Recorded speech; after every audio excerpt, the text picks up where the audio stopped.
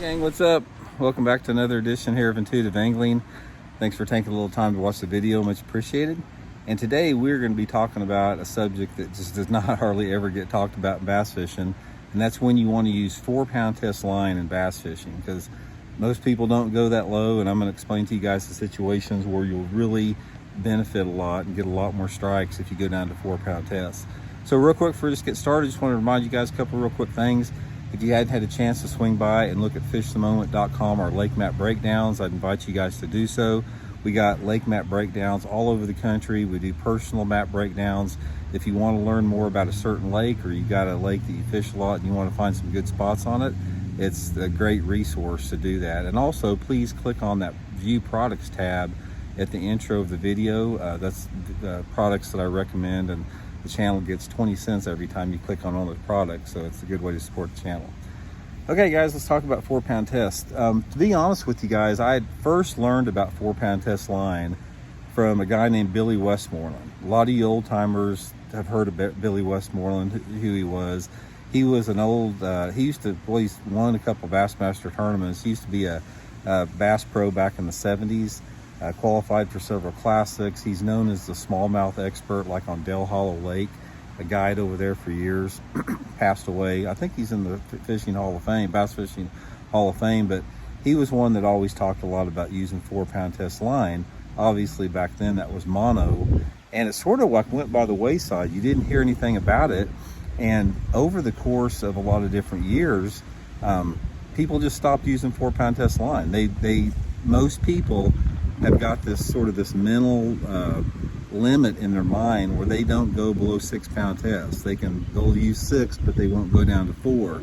And the thing that really got me using 4 is, Aaron Martin's a close friend of mine, and he talked to me a lot about using 5-pound test line. He used the Sun line, and I use the Seaguar and Vizex. Seaguar doesn't make a 5-pound test, and I don't think that Sunline made a 5-pound test, but anyway, Aaron was dropping down to 5-pound test, which is lower than like what anyone went.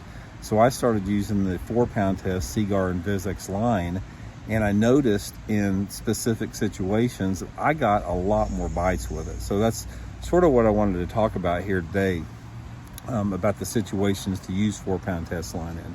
Now, first of all, one of the things you got to realize when you talk about 4-pound test, a lot of people think, well, man, I don't want to go to 4 because I'm going to break off a lot.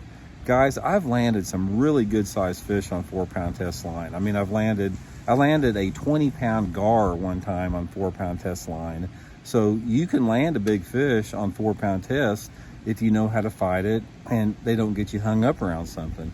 Obviously, if you get hung up around something on 4-pound line, you're probably going to break off. But if you got the fish in open water, odds are that you're not going to break off. So one of the things that I would recommend, again, as you guys know that watch my channels, I don't use a drag on my spinning reels, especially when you're using 4-pound test line. Unless you want to just loosen your drag to nothing, back reeling you just don't ever break off back reeling, because you can control the speed of the back reel and instantly to a surge of the fish. So I always back reel all the time, especially with 4-pound test line. Situations you want to fish it in. The main situation where a 4-pound test line is going to get you more bites is with a small swim bait, a drop shot, and a Ned rig. Those are the three main situations that's going to get it into. Obviously, clear water situation. 4-pound test line is all about clear water. So the times that I go down to 4 are the times when I'm fishing water visibilities in lakes that are normally over 5 or 6 foot of visibility. And one of the things that I found about this is when you're fishing open water, whether it be suspended fish or like casting off of points or something like that, where you don't have anything around and it's bright sunlight conditions, there's not much wind, it's super clear water, 4-pound test will get you more bites than 6-pound test. And the thing about 4 over 6-pound test is you'll notice a tremendous amount of extra casting distance. It's the same when you go from 6 to 8, and it's the same when you go to 6 to 4. You increase your casting distance probably anywhere between 10 to 20% on a cast. So you can make longer casts. It's completely invisible to the fish. It gives the bait a little bit different fall. So when I'm using 4-pound test also, I'm thinking about using a really light head. So I'm using like the lightest Ned heads that you can find on there. I'm using a drop shot with, at the very maximum, an 1/8 ounce sinker, most of the time a 1/16 or an 1/8 ounce sinker, and then a 1/16 ounce head on my swim baits like that. It's truly a finesse situation, but I've proven it to myself over and over again. One of the things that I like to do a lot, and how Aaron got using the 5-pound test line, is he figured it out for fishing bridge piers, with a drop shot, a wacky rig, and a scrounger head. Anytime you're fishing around piers, bridge pilings, that type of stuff, I usually always go to 4-pound test if the water's clear. And also, like I said, I've done really good just fan casting the gravel points, gravel banks with that Ned head on a super light head with 4-pound test line.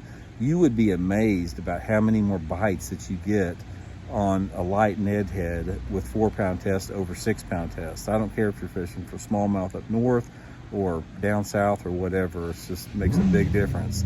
So anyway, guys, give it a try. If you're in a situation where you've got tough fishing conditions, maybe the fish are highly pressured, you've got little wind, next to little wind, you've got bright sunny skies, you've got super clear water, you've got finicky fish. Of course, there's always got to be the token crotch rocket out here.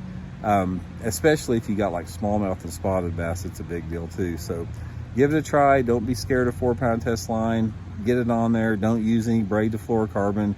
Go straight fluoro 4-pound test.